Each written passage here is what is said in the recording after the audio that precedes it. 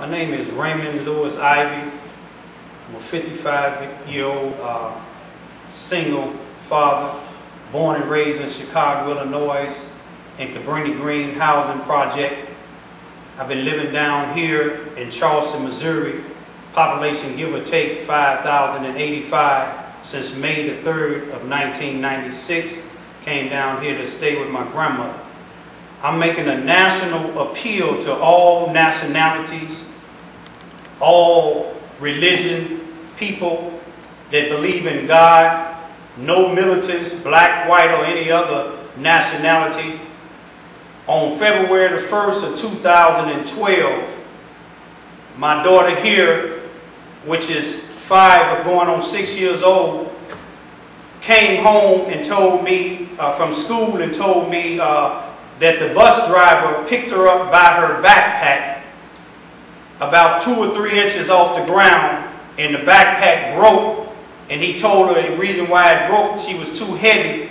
Then he took her on the bus and ended up having her to sit down on the bus, and he got in the back of her and picked up a knife. I pulled out a knife and cut the remaining part of the backpack, scrap off to the backpack. I went immediately to the school to report it to the principal.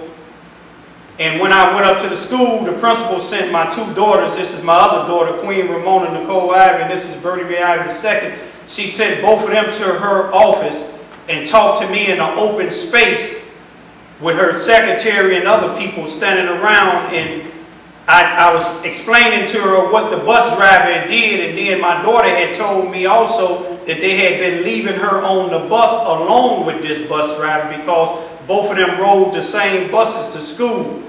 She was in kindergarten and she in 1st grade. The kindergarten and the pre-K get out at 2:40, and the 1st through the 5th graders get out at 3 o'clock. And she don't ride the bus with the pre-K and the kindergarten. Since I had both of them riding together, they would send her to the bus driver, and she'll sit on the bus from 2:40 to 3 o'clock along with this same bus driver. She said when she had been sitting on along with him, he would give her little gifts like pennies and other little items. And so when I told the principal all this, she asked me what bus driver it was. And I told her it was Mr. Joy, and then all she told me was that Mr. Joy had kids, and that was it. And I told her, well, I can no longer let my kids ride on the bus, that I would have to bring them up there myself.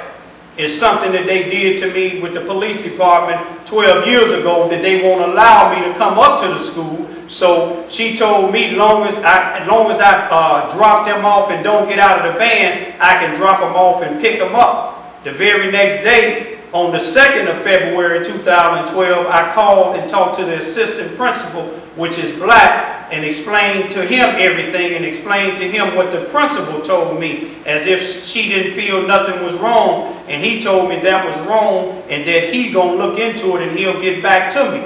He called me on February the 3rd and told me that he gonna meet with me, the bus driver, and my young daughter to see what happened in this case. And he told me there was a but to it. He said that he talked to my daughter that same day, and I told him he had no right to talk to her about that issue without me being there. And when we got there, after we went over everything, he told me that he didn't feel no malice was done with the bus driver, and allowed the bus driver to go straight back to his bus. And when the bus driver went back to the bus, he told me he gonna be watching him. So after that, I went back home and I just taken them back and forth. Then the next day, well, that was on a Friday. Then on the 6th, which was on a Monday, my daughter, when she got in the van, she told me, she said, "Poppy, I know you're going to be mad at me." And I said, "About what?" And she said, "The police lady came in my classroom and took me to that assistant principal office and talked to me about that issue."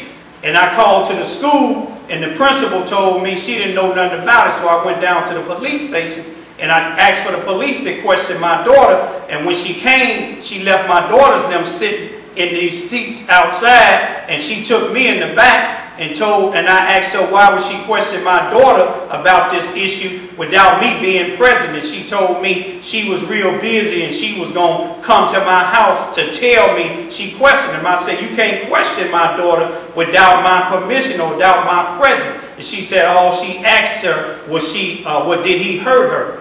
And my reasoning for telling you this here is because it's something else happened to my two kids on May the 16th of 2008.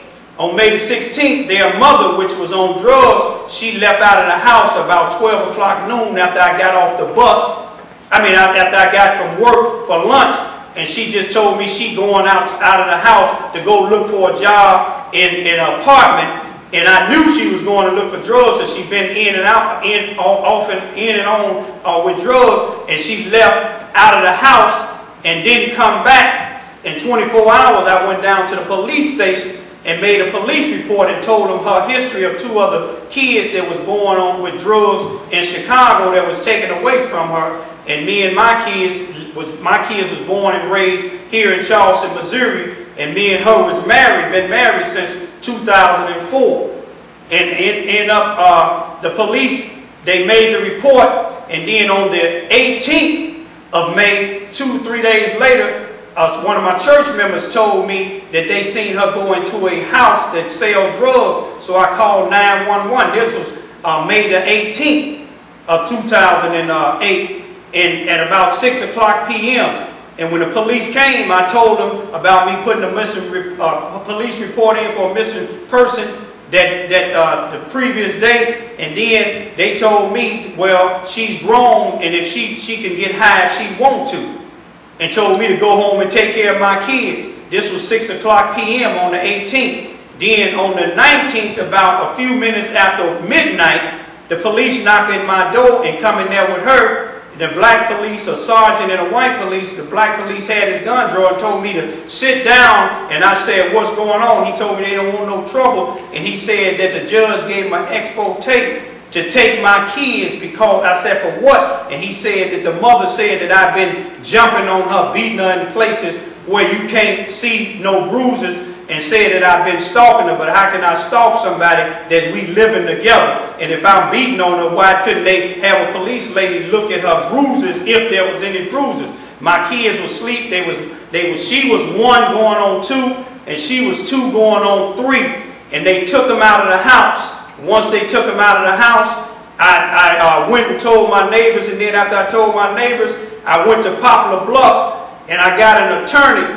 And once I got the attorney, they gave us a court date. The expo tape had June the 3rd of 2012, a court date that I supposed to went to go to this hearing about them letting her take my kids.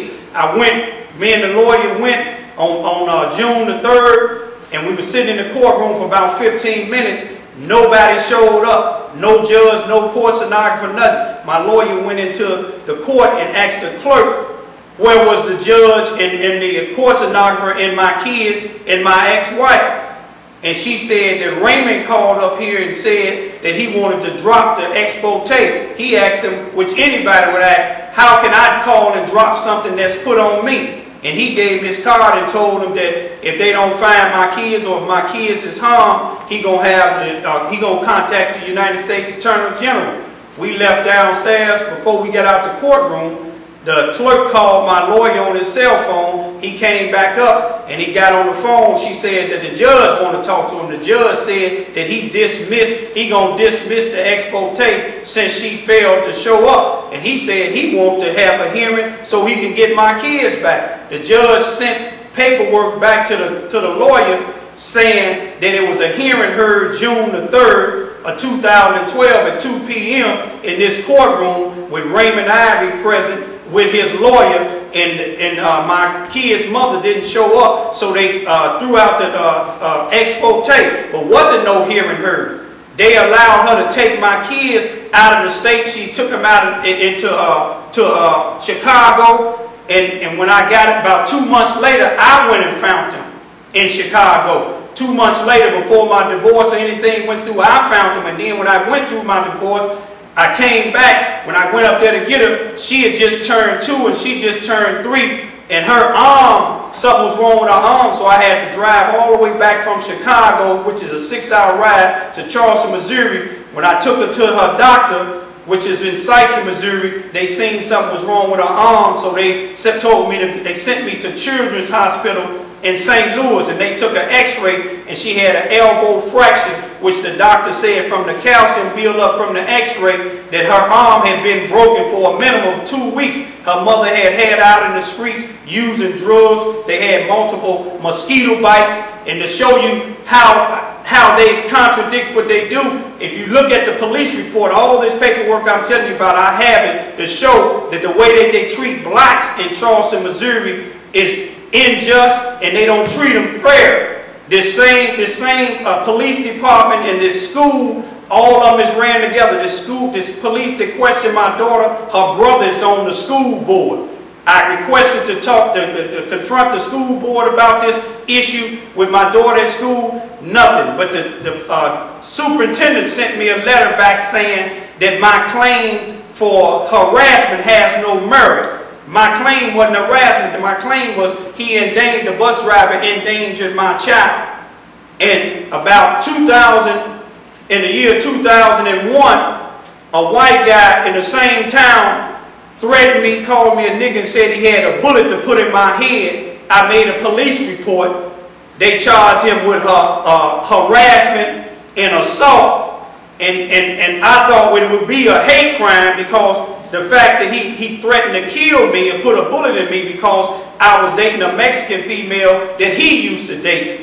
And 10 years later, I looked at the police report at the findings, since I went down to see if they made a police report about the bus driver picking my child up. Since the police questioned it, no police report made. But I looked at the findings. I asked to look at the findings, what happened with this white guy, and they let him plead guilty to trespassing. Trespassing didn't have nothing to do with him calling me a nigger and said he had a bullet in me. If somebody just come down and talk to me, I can show you all the wrong that they are doing down here. And I want to just show you the backpack. This backpack here is what I had for my kids.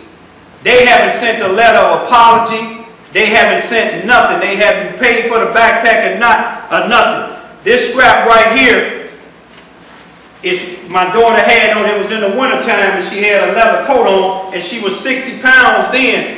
If you see this scrap here, what would he have? He didn't have no reason to pick her up. They wasn't finna get on the bus or anything. She said that he asked her, can he pick her up? And she shook her head and said, no. He picked her up anyway. You can see this here. It was a little tighter. Lift her up off the ground. It broke. When it broke, she said he told her she had to drop when it broke. It could have made her fall on her face. And when it broke, he said she was too heavy. What I want to show you, where the scrap, y'all go sit down, where the scrap that was on here on the center, it broke in half. Where the one part was hanging, he took her on the bus, had her sit on the front of the bus. He opened up a pocket knife. They on the bus alone. He get behind her and cut the remainder of the scrap off. Then, if you look at this, this here is how this supposed to be. You can see it was inches away from tearing, showing her weight when he picked her up. And he had been giving her all type of gifts. They feel there wasn't nothing wrong. They said they utilized all type of independent professionals. If somebody come down, if they didn't come to court, they didn't have them, no judge didn't show up in court when my kids was taken away from me. Then, if you look at the police reports, if you just come down in this town, it's ran by farmers, not all of them, but the farmers here, these same people, they took the Army Corps engineer to court last year when they wanted to blow a levee because of the flood that was going to flood Cairo out and some more places out, and the farmers didn't want their land to be messed up, but the federal court judge dismissed it, their complaint, they petitioned, because they know the Army Corps engineer knew what they was doing. They was trying to save people's lives and people's property, and the farmers were concerned about land that they have people like myself working on for a little bit of nothing. If somebody come down here, my name is Raymond Ivy. My phone number is 573-931-9626. My address, my mailing address is P.O. Box 131, Charleston, Missouri, 63834. If somebody come down, I don't want my kids to have to go back to the school. The town is so small, that's the only school left beside a private school, and I don't have the money to get in. If somebody come down, I can explain all that to you. Blacks need your help. There's miscarriage of justice is going on in Charleston, Missouri. We need your help. Please, thank you.